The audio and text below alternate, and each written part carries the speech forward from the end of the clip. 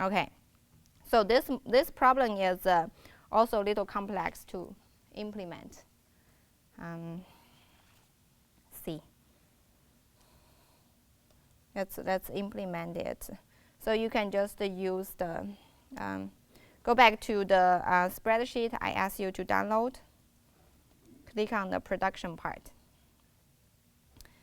I put those data here for you already.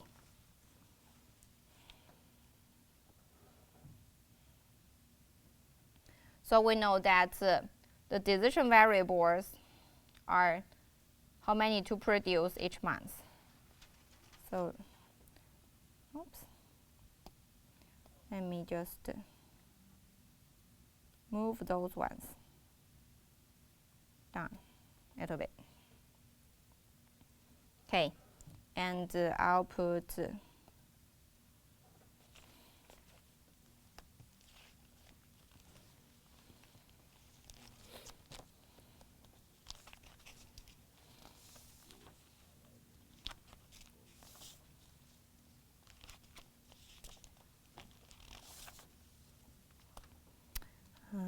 to type here. Okay, so put let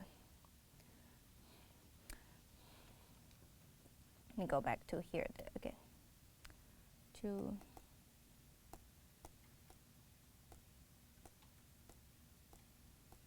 Oh, I discussed my notes already. But remember, like there is a form here. There is a relationship that we defined here. So in that spreadsheet, I want to define that I want the spreadsheet to represent the same thing. So we'll have the beginning inventory plus the decision variables, which are the unit to produce, minus the demand. Okay, so we'll have the 3 rows. So here I'll have B.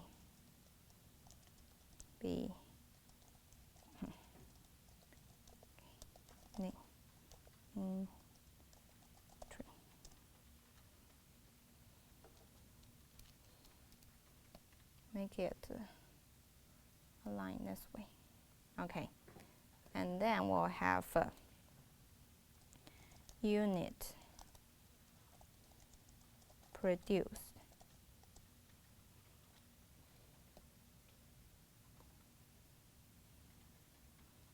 I'm just going to delete this row here.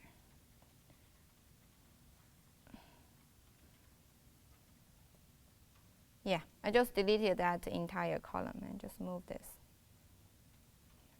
Okay. So we have beginning inventory, unit produced. Remember, we have beginning equals to be the beginning inventory plus unit produced minus what? Unit demand, right?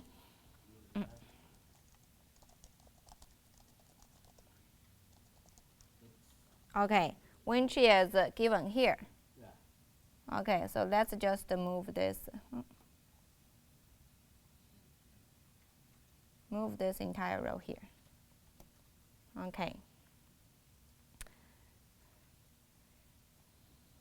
That equals to be the ending inventory.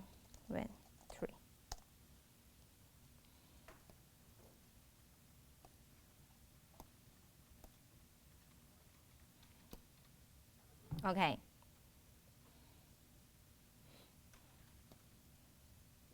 And those units produced are my decision variables.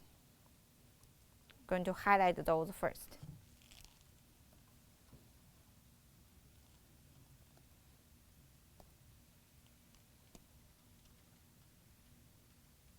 Okay, so you got this, and oh, here, I need a border here too. Then first thing would be to put that beginning inventory, which is 2,750. That's given.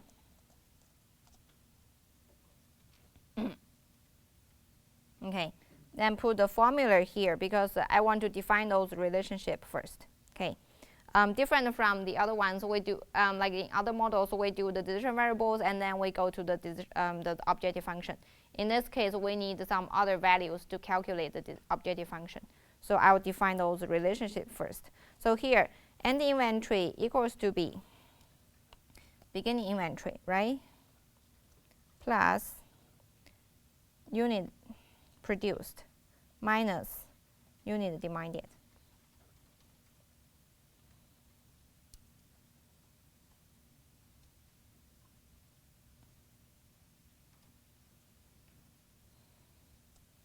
Yeah, let me enlarge this part.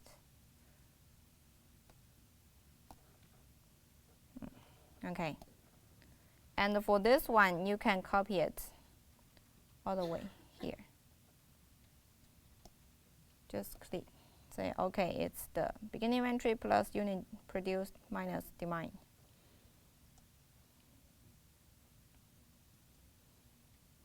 Okay.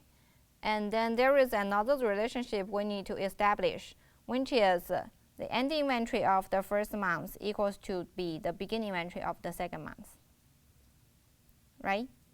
Yeah. Okay, so here we need to put 2. This equals to be this here.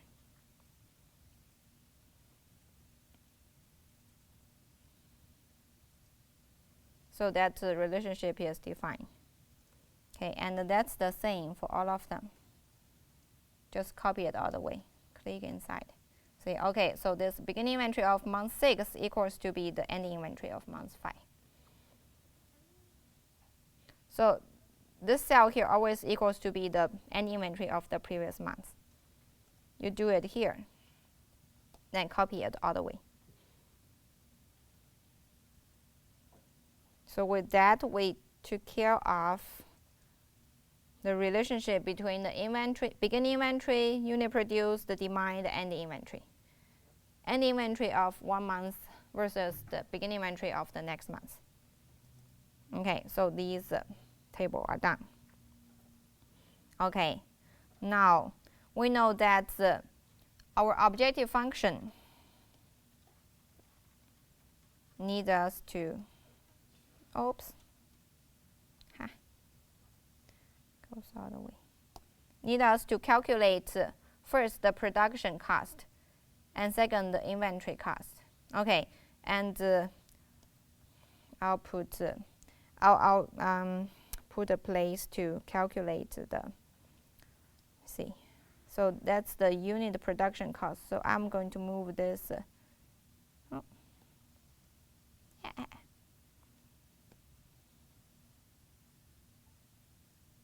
Move it down a little bit.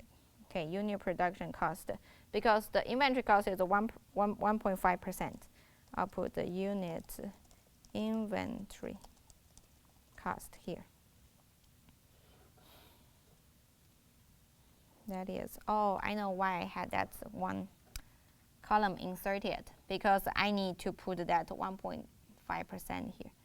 So let me just add this back. Insert, oh, sorry. Okay, so I'll put that 1.5%.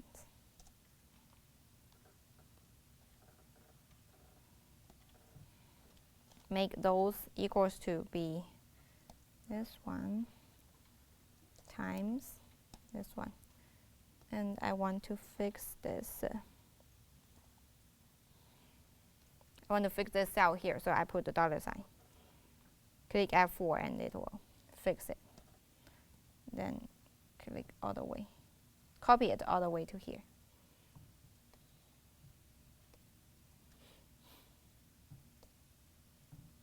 With that, I got my unit production cost.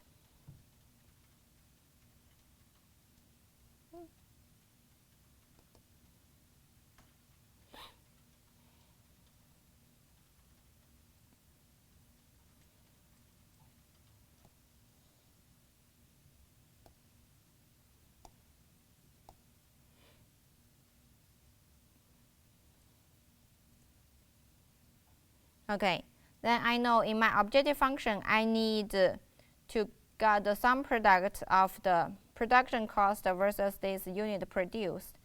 But I also need a row that represents the average inventory, so I can take the sum product. Okay, so what I'm going to do here I'll calculate. Me just put variable. Yeah, it's really. I would like to put that average inventory somewhere here, but yeah, let's just do it. We'll do it here first and then move, if there is a better place for it to go. Insert. Okay. So here, I'll put average inventory. And this equals to be beginning inventory plus ending inventory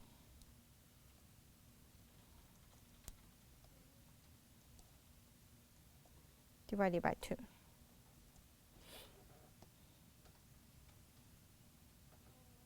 Copy the other way. So that's oh, did I? That's oh, right. We don't have a average inventory at the. Let me see. This one is the average inventory. Oh, I think because this is the beginning. Yeah, so it's not D7. Right. C11. C7 plus C11. Yeah. This should be here. Sorry. Yeah, it's these two. Yeah. Thank you. It's the beginning inventory and the ending inventory. Okay, so let's copy this one instead. Click here. So yeah, it's the beginning inventory and the ending inventory. That helps calculate the average inventory.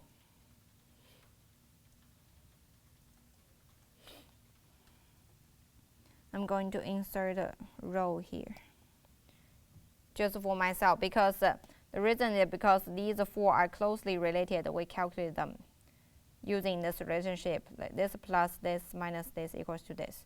And average inventory, I just put a row, just for myself to differentiate. Okay, then we got those unit cost, inventory cost. Now I just put that production cost and inventory cost.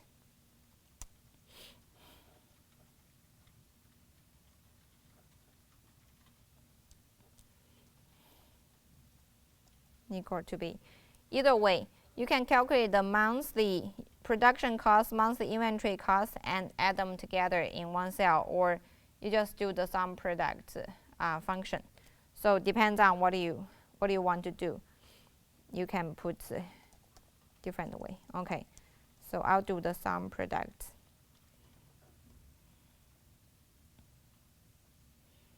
Here the unit produced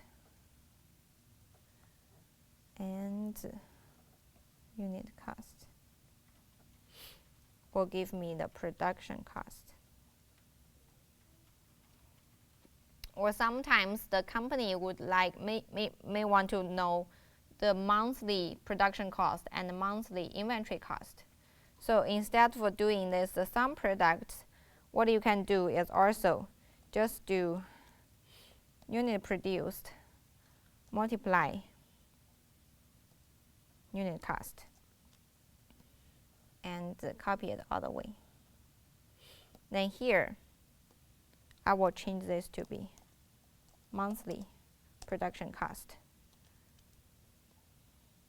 So this way we present more information to the company. Okay, monthly inventory cost. And here will be the same. We're going to use average inventory multiply. Oops. Oh, did I? Okay, here equals to be average inventory multiply unit and inventory cost.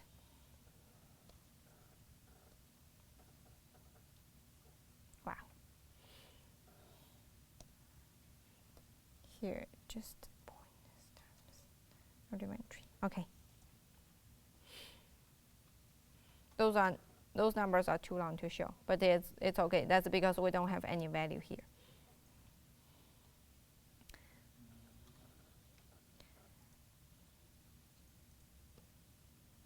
Then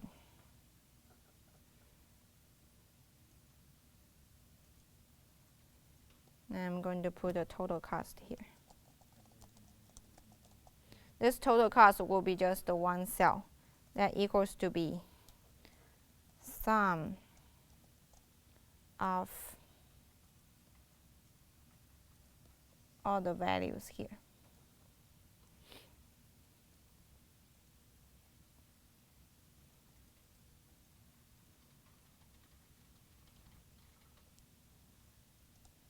Okay. Finally, we got our objective function. I'm going to highlight it. That's the objective.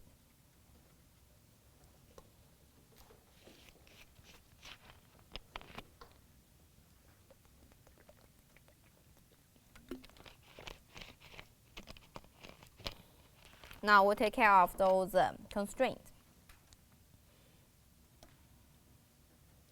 Go back. First constraint, production level. So we have the capacity and half of the capacity. So let's just put it. So here, we got that here. So maximum production, that's one of the constraints, and we'll calculate the minimum production.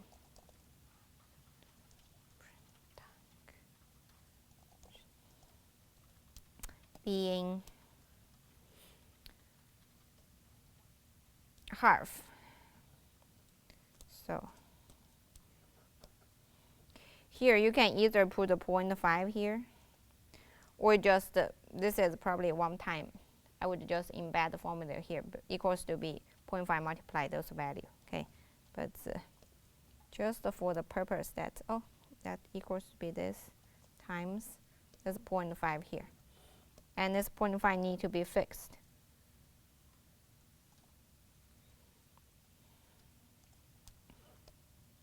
So this helps us to calculate. All of them are the half of the maximum production.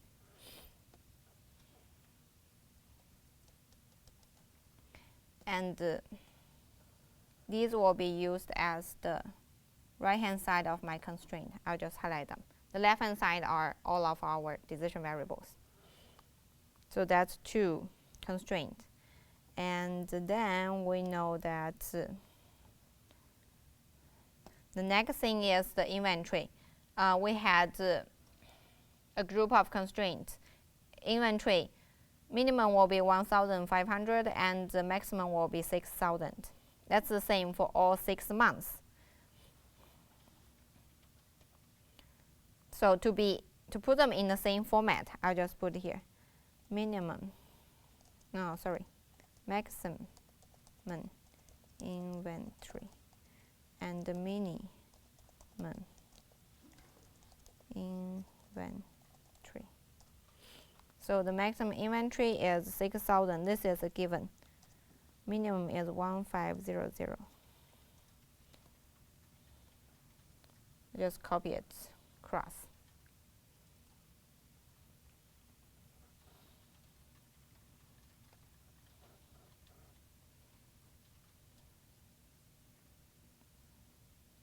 Okay, and these will be my right-hand side too.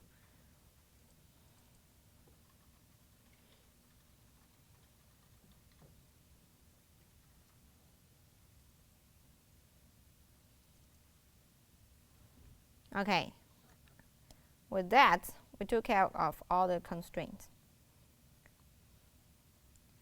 Those really obvious constraints are just those two groups. The monthly production cannot exceed the capacity and should be more than half of the maximum capacity. And the inventory need to be between 1,500 and 6,000. And the other constraint that we defined are the relationship between the inventory, production, and the demand. Okay, so that's the model. And just to make it look better, because all of these parts are calculating the product, like the unit cost, monthly cost. I'm going to just move them here. So I'm going to shift this table here. The reason is that I just want my total cost cell at the bottom here. So I don't like it to be in the middle of somewhere in the model. Okay, so it's down here. So you look at the entire thing. So that's the production and inventory relationship table. And here are those constraints that you have to satisfy. Here are some unit costs, and eventually gives you the total cost. So it reads nicely this way. Okay, then let's go to define solver. So go to solver, reset all. Okay, objective, this one, maximize it. Oh, sorry, minimize it. Change.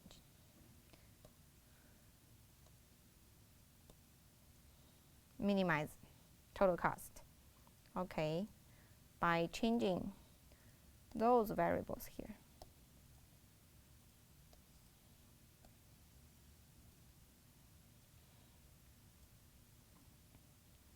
Okay, and the constraint you have will be,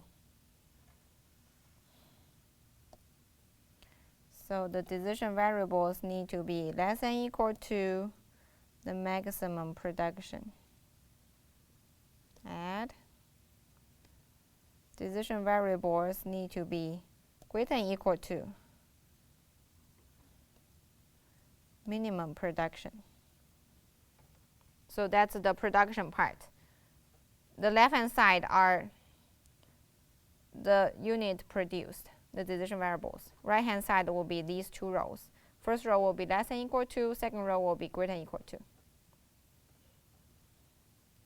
Let me know if I'm going too fast.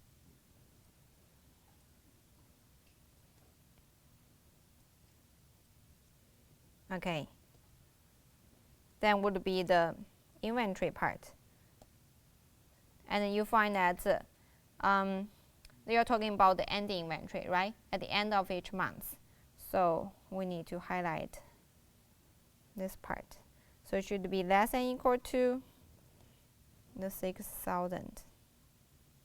And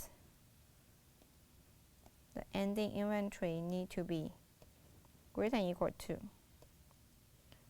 this 1500 line here.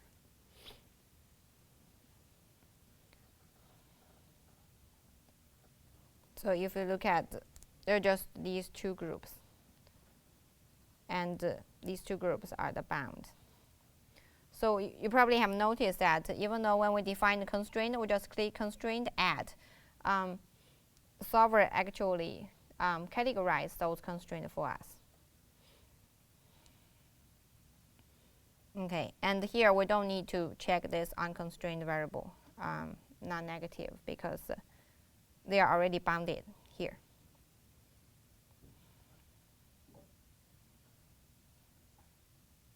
Let me ask you, by just observing it, what are the bound constraints? What are those bounds? Bounds of what? Those are bounds of the, what's the C8 through H8? No, in terms of the model. The decision variables, right? Okay, so those bound constraints represent the lower or upper limit on your decision variables. Okay, so if you ever set upper limit or lower limit on your decision variables, they will show here as the bound. Okay, and the other will be like a normal constraint. Okay, then here, change it to the LP algorithm. Oh, I clicked the wrong button. Cancel. And solve. Skip guidance. Okay, so we find the solution. All constraint optimality conditions are satisfied. Okay, that means we find it. I'm just going to add put all of them here. Okay, then you can do the cosmetic work yourself. For example, here I use the 2 column. I'll just add a border like this.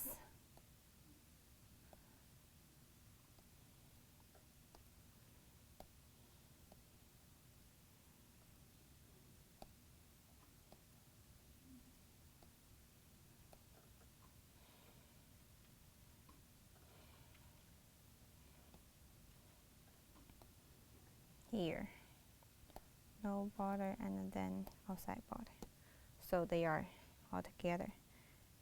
And same for these ones, and all of those ones can be bold and aligned.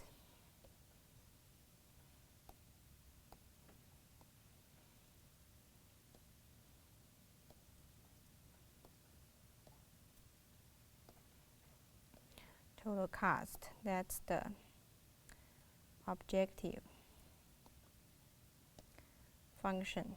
Cell, I'm going to just add a thick border to it. And these ones, add a border for those ones. Same with those ones.